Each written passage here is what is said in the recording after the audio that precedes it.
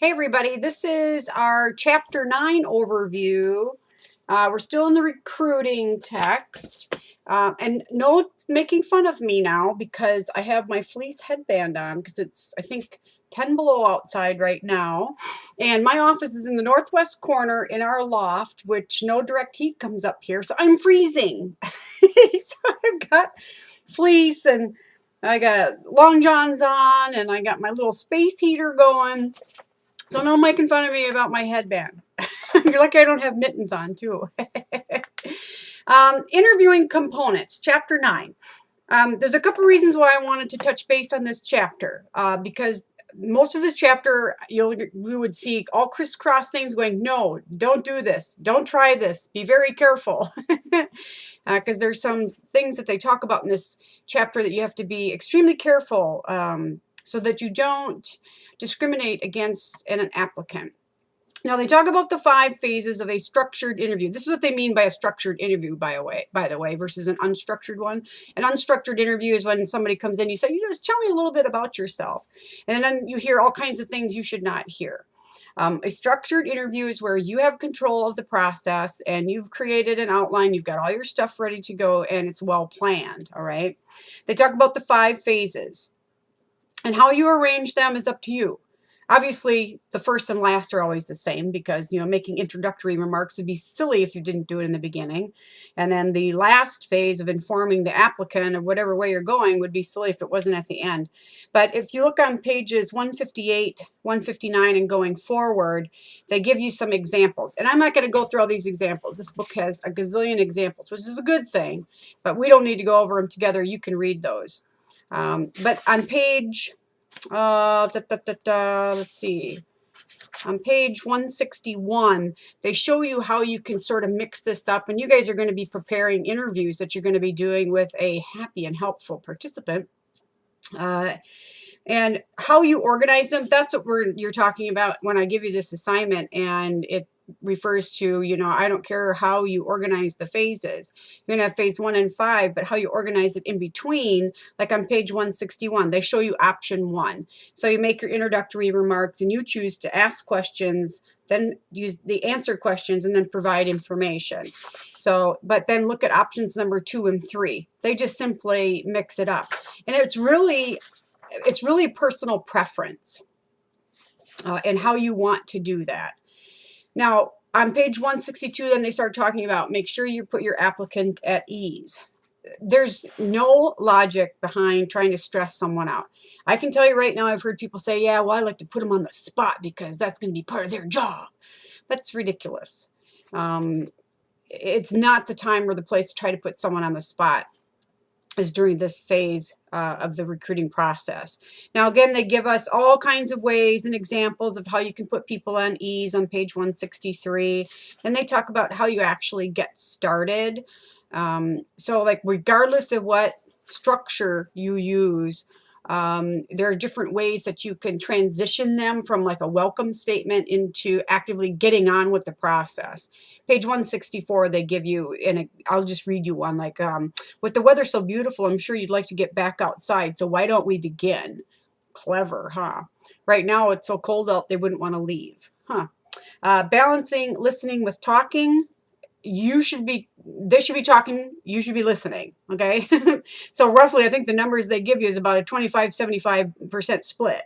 75% of the time, you should be listening, actively listening, of course, right? And they give you some components to, listening for connecting themes and ideas, summarizing periodically, using free information, as long as it's legal, right? Be careful. Screen out personal biases, acknowledge any emotional states, filter out different distractions, things like that. Now we start getting into a little bit of the areas where I have little marks in my book because I highlight everything. On page 165 with this idea of thought speed. Granted, we can think a lot faster than we talk, and they give us a rate of approximately 400 words per minute. We speak at a rate of 125 words per minute. Unless you're a woman, we can probably double that. But if you look at their advice here, and they do say it could be to your detriment as well at the bottom of the page, but be very careful about ever formulating a new idea while you're supposedly listening. I have written in my book, do not do this. I would not do this. You need to stay focused. Now, granted, you can prepare for the next question by maybe taking notes or, like I said, filtering out a distraction, making sure that you, let's say you reiterate something so that you can move on to the next question. But they're thinking about, analyzing what they're saying, preparing your next question in your head. You can take notes, but even when you take notes, you are diverting your attention from actually listening. So when you do take notes, you should reiterate back, say, okay, now I just wanted to make sure that I made note, make sure this is correct. And you can say that, and they'll say, oh, yeah, that's what I meant. Okay. So be careful with that, because you do never want to make an assumption about what someone has just said to you. Interpreting nonverbal communication. I just have written in my book across the whole thing, don't do this. People can be just nervous. Some people don't interview well. I'm one of those people, by the way. I talk for a living, and I'm a horrible interviewee. And I don't know why. It's crazy. I turn into a babbling idiot for some reason. And in most other cases, I'm pretty articulate, but who knows? So I just caution people about nonverbal communication. And this can be a really big deal if you're culturally different. What you interpret some nonverbal cue to mean may mean something completely different in another culture. So make sure, and the book does tell you this too on page 166, that you're always trying to clarify. If you have something that's nagging at you, try to clarify it, okay? Universal translations. They talk about, what is it, the 7 universal emotions of anger, contempt, disgust, fear, happiness, sadness, surprise. And this, I have it all circled, and mine says, be careful. Because, again, we can misinterpret that. I'll give you an example. If someone is nodding and smiling, we assume, right, in our Western culture, most of the time, that, yeah, well, they agree. Oh, that's great. I agree with that. In other cultures, let's say Hispanic or Latino or Mexican cultures, it might just simply mean that I'm being respectful because of whatever position you have. And in other cultures, the same way too. So yes, I agree with what you're saying. That doesn't mean I'm going to do what you're saying or I understand it. It just means that I'm not going to be so rude as to say, I don't understand what you're saying, because that may make them feel like they're making you look bad. Okay. So happiness can be misunderstood as well. So be careful there. First impressions, how accurate are they? They're not very accurate. I can guarantee you that. Otherwise, why do people keep having me come to their corporations and talk about these topics? And they say to me, oh my gosh, Rox, why is my best interviewee turn out to be my worst employee? It's called impression management. And we are smart enough to know that first impressions do count. So we put our best face on. Well, I guess I didn't, but I trust that you're going to be okay with that. But we do come to the table in interviews. We generally are dressed appropriately.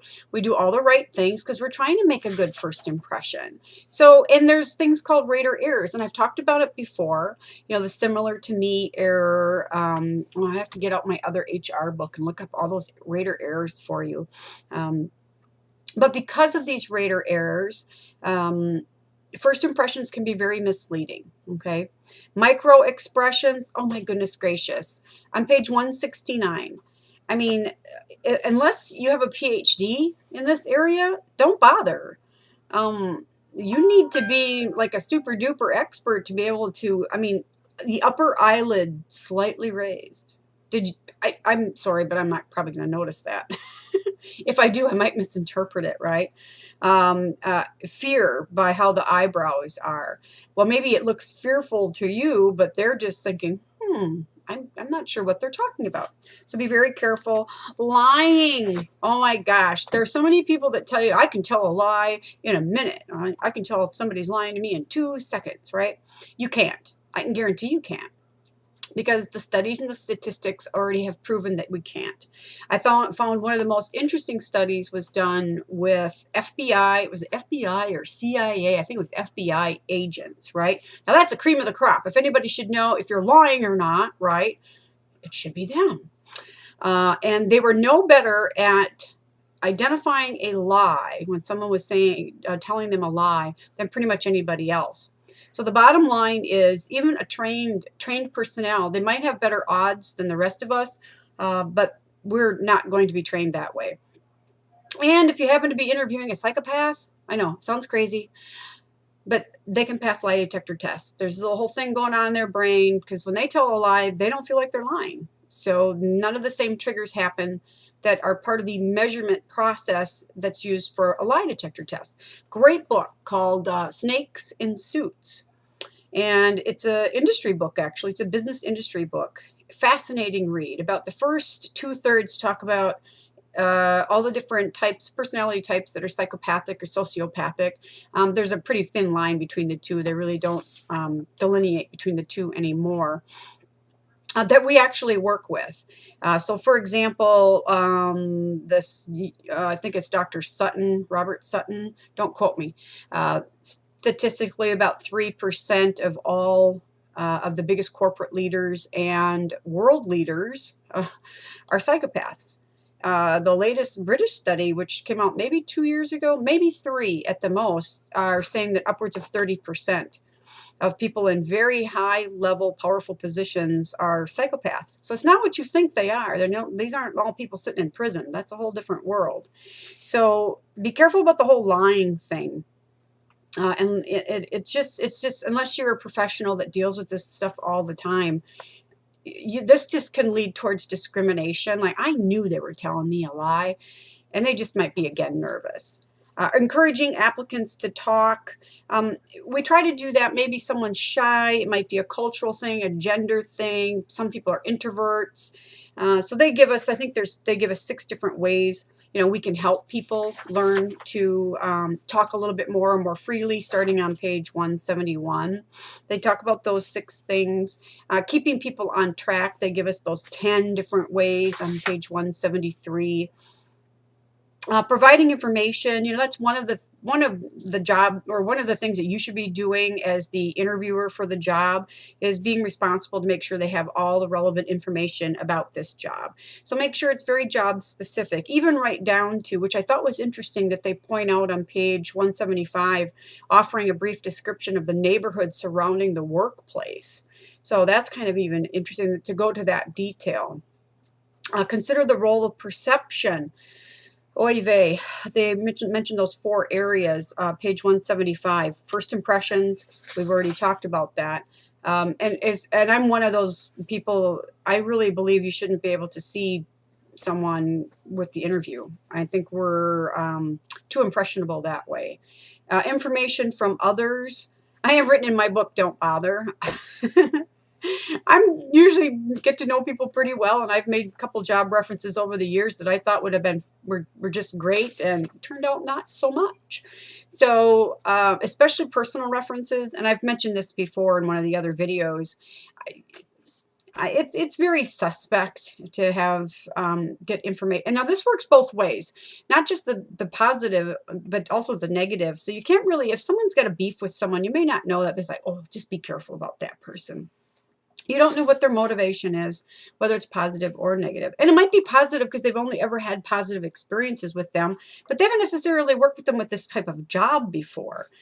Single statements, again, that's one of those rate or error things. So you ask them a question and maybe they make a remark that's supposed to be funny. You don't take it as being funny. Maybe it's political or religious, and then that one statement sticks in your head. Ethnocentrism, basically another word for stereotyping. And we all stereotype. It doesn't make us bad people. We don't have to act on them, obviously, but it's the way that we're born, where we're born, how we grow up, how we see the world.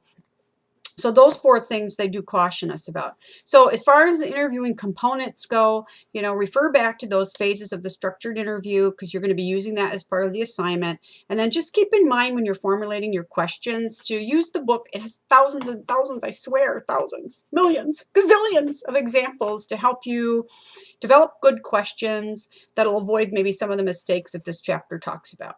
So there we go. That's chapter 9. And until next time, have a good day.